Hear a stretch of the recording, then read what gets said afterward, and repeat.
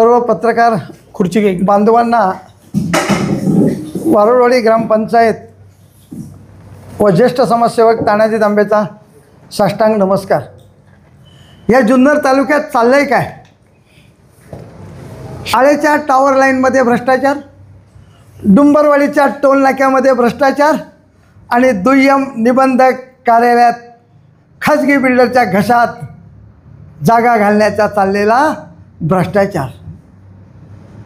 मागील 2 महिन्यापासून आपण पाहताय की वारुळवाडीचे ग्रामस्थ, सरपंच, उपसरपंच सर्व ग्रामस्थांनी दुय्यम निबंधक कार्यालय वारुळवाडीतच राहावं म्हणून आणि सदर ग्रामपंचायतीच्या जागेमध्ये स्थलांतरित करावं यासाठी जिल्हाधिकारी यांना पत्रव्यवहार केला। जिल्हाधिकाऱ्यांनी शिवण्ण पत्रव्यवहार केला आणि त्या पत्रामध्ये स्पष्ट सांगितलं की सदर जागा ग्रामपंचायतच्या सुसज्ज अशा जागेमध्ये स्थलांतरित करा। महसूल मंत्री बावनकुळे साहेबांनी सुद्धा सांगितलं IGRला की सदर जागेची पाहणी करा आणि जागा सरकारी जागेमध्ये स्थलांतरित करा। मग जुन्नर तालुक्याचे लोकप्रतिनिधी खाजगी बिल्डरच्या घशात घालण्यासाठी अट्टहास का करतात? आज नारंगाव एस टी स्टँडपासून 3 किलोमीटरचं अंतर आहे आणि आज वारुळवाडीच्या दुय्यम निबंधक कार्यालय 500 मीटरवर आहे। 5 ते 6 मिनटाचं वॉकेबल डिस्टन्स आहे साहेब। सर्वसामान्य नागरिकाकडे गाडी नसते, तो चालत एस टीने येतो, मोटरसायकलवर येतो। मग 3 किलोमीटरच्या अंतरावर जाण्यासाठी योग्य की अयोग्य आणि खाजगी बिल्डरच्या घशात म्हणजे करोडो रुपयाचा चाललेला जुन्नर तालुक्यात भ्रष्टाचार हा थांबला पाहिजे। यांना बंधनं आणली पाहिजेत। साहेब हा खाजगी बिल्डर आहे, सदर जागेमध्ये अनऑथराईज बांधकाम आहे, शासनाचं परमिशन नाही। रस्त्यापासून 50 मीटरचं अंतर हवं आहे, ते आहे 33 मीटरचं। आणि सध्या हायकोर्टामध्ये याचिका दाखल आहे, अंतर्गत त्यांचे वाद चालू आहेत आणि सध्या पेंडिंग आहे साहेब। तरी लोकप्रतिनिधींनी सदर जागा खाजगी मालकाच्या जागेत न्यावी, शासनाची दुय्यम निबंधक कार्यालय म्हणून अट्टहास धरला आहे। हा अट्टहास कशासाठी धरला आहे वाणीसाहेब? तरी आर्थिक देवाणघेवाण ही मोठी झालेली आहे, याच्यामध्ये लागेबांधे सर्वांचे आहेत। वाणीसाहेब तुम्हाला मी पत्र दाखवतो।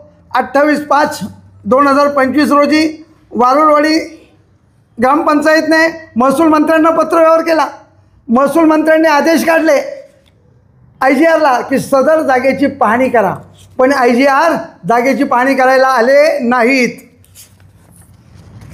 दिनांक 11/6/2025 म्हणजे आत्ताचेच 5 दिवस झाले, जिल्हा अधिकाऱ्याचं पत्र आहे शिवण्णा की सदर वारुळवाडीच्या सुसज्ज अशा जागेमध्ये सहाय्यक दुय्यम निबंधकाचं कार्यालय स्थलांतरित करा। पालकमंत्री अजितदादा पवार साहेबांनी सुद्धा सांगितलं की सरकारी शासनाच्या जागेमध्ये दुय्यम निबंधक कार्यालय स्थलांतरित करा। मग लोकप्रतिनिधी हा अट्टहास कशासाठी करतात? मग सर्वसामान्य नागरिकाला वाटतं ना काहीतरी लाखो करोडो रुपयाची देवाणघेवाण झालेली आहे।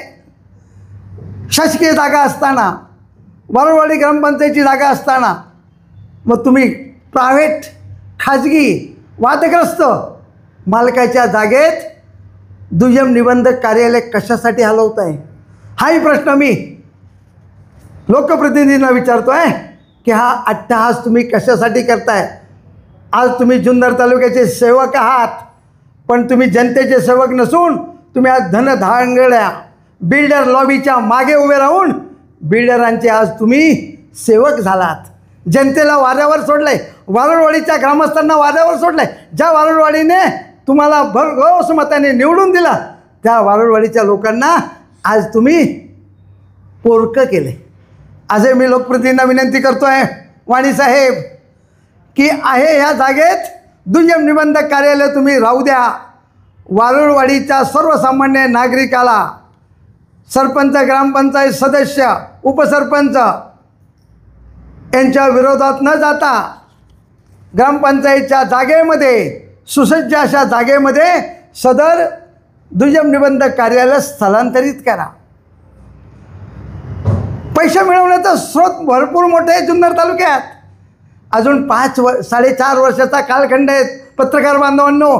आता 6 महिने झालेत. 6 महिन्यामध्ये तुम्ही काय काय चालवलं आहे, काय काय करताय हे जनतेच्या लक्षात येतं आहे. म्हणून माझी लोकप्रतिनिधीला विनंती आहे वाणी साहेब की वारुळवाडीचे दुय्यम निबंधक कार्यालय वारुळवाडीच्या ग्रामपंचायतमध्येच स्थलांतरित व्हावं.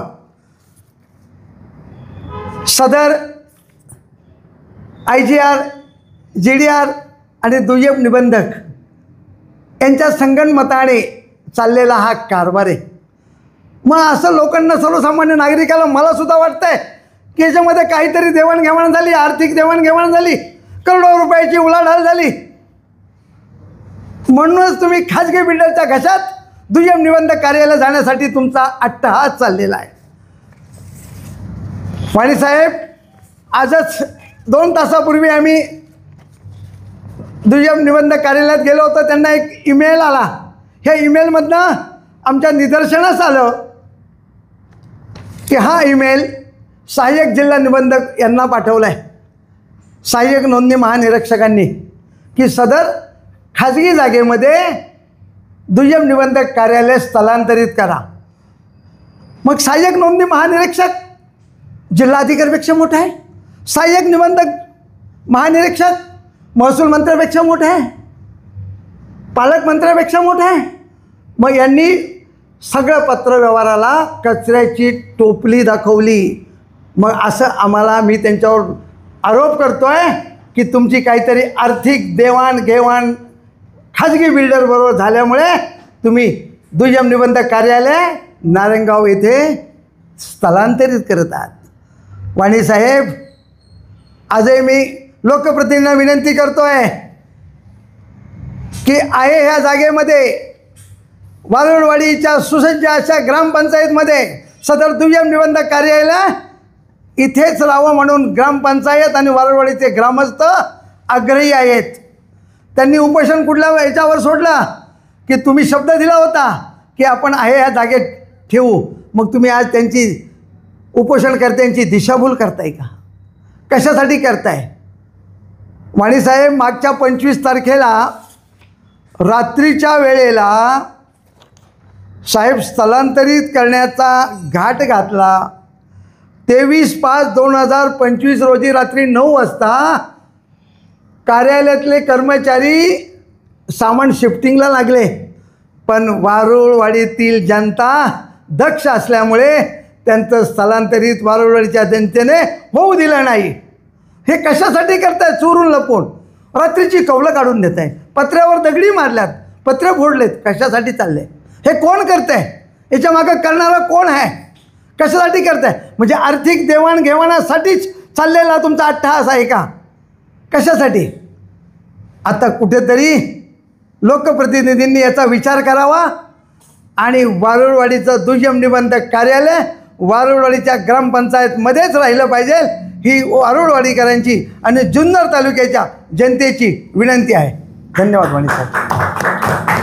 आपले उपोषण करत होते दुय्यम निबंधक कार्यालयाच्या स्थलांतराबाबत. त्या दरम्यानच्या काळामध्ये वारुळवाडीचे सरपंच व इतर पदाधिकारी मुंबईला गेले होते मंत्रालयामध्ये. तिथं बावनकुळे साहेबांची भेट घेतली होती.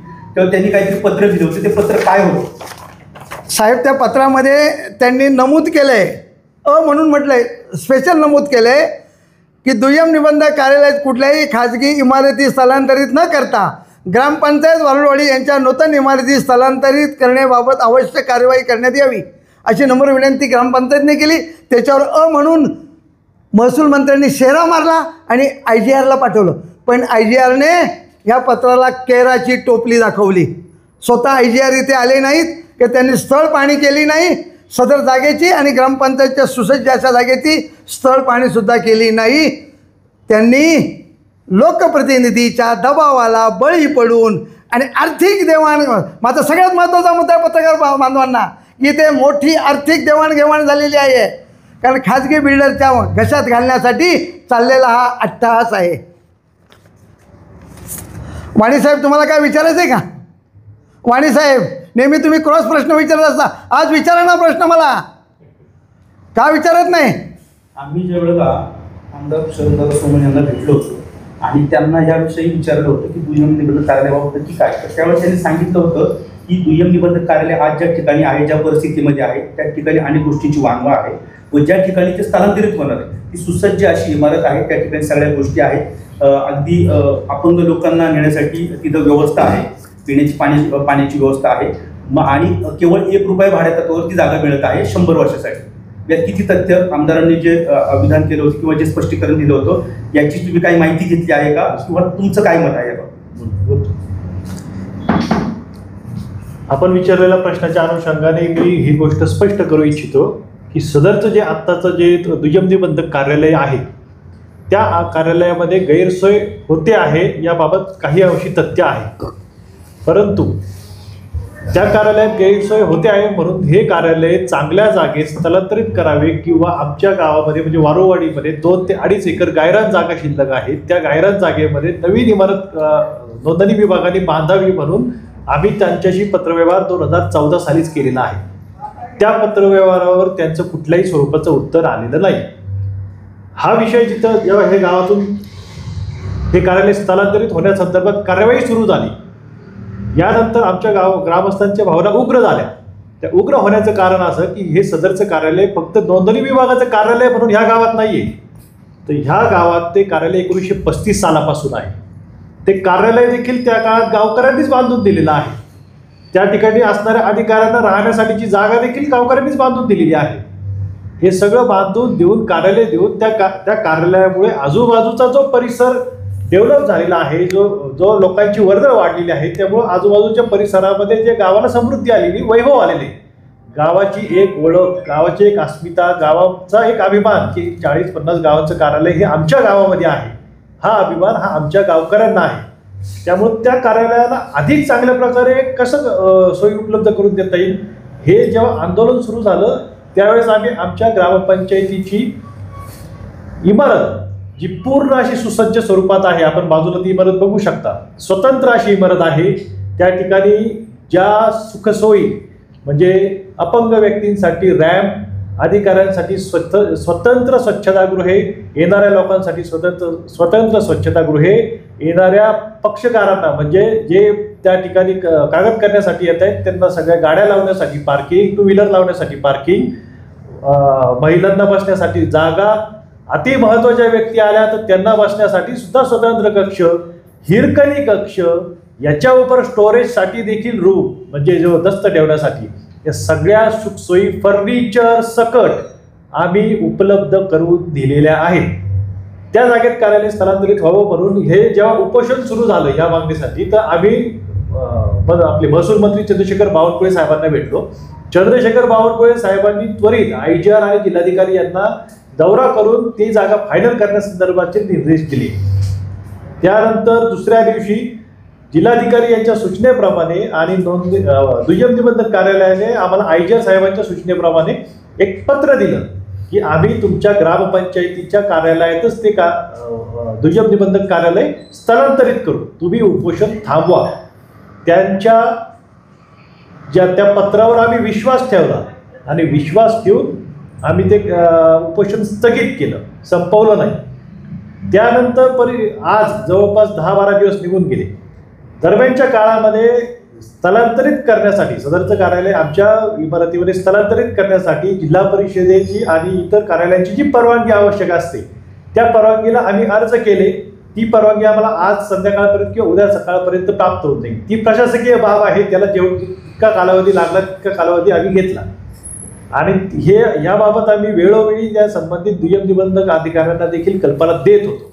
आम्ही या दरम्यानच्या काळामध्ये 2 वेळा IGR बिनवडे साहेब यांना देखील भेटलेलो आहोत. सदरची परवानगी मिळाल्यानंतर ते ऑफिस जिल्हा परिषदेकडून परवानगी मिळाल्यानंतर ते ऑफिस दुय्यम निबंधक कार्यालयाचं ऑफिस आमच्या ग्रामपंचायतीच्या इमारतीत शिफ्ट करण्यात येईल असा स्पष्ट आदेश आम्हाला जिल्हाधिकारी जितेंद्र डोडी यांनी 11 तारखेला दिलेला आहे. आज तारीख आहे 16, 4 दिवसापूर्वी दिलेला आहे. आता आज किंवा उद्या आमच्या हातामध्ये जिल्हा परिषदेची परवानगी मिळेल.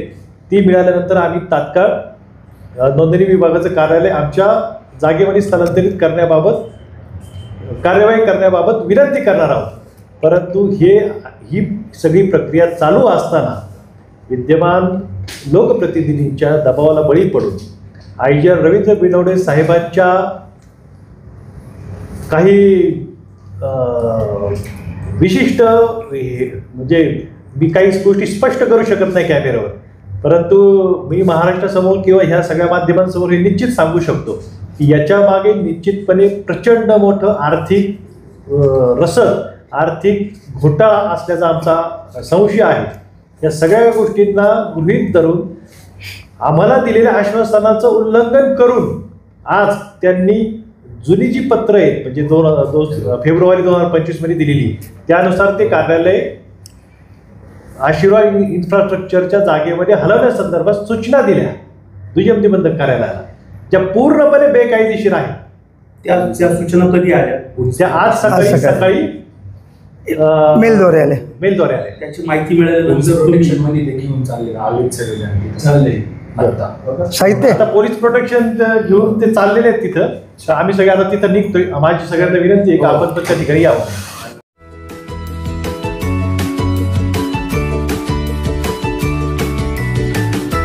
बातम्या शेतीच्या, बातम्या मातीच्या, बातम्या अन्यायाच्या, गुन्हेगारीच्या,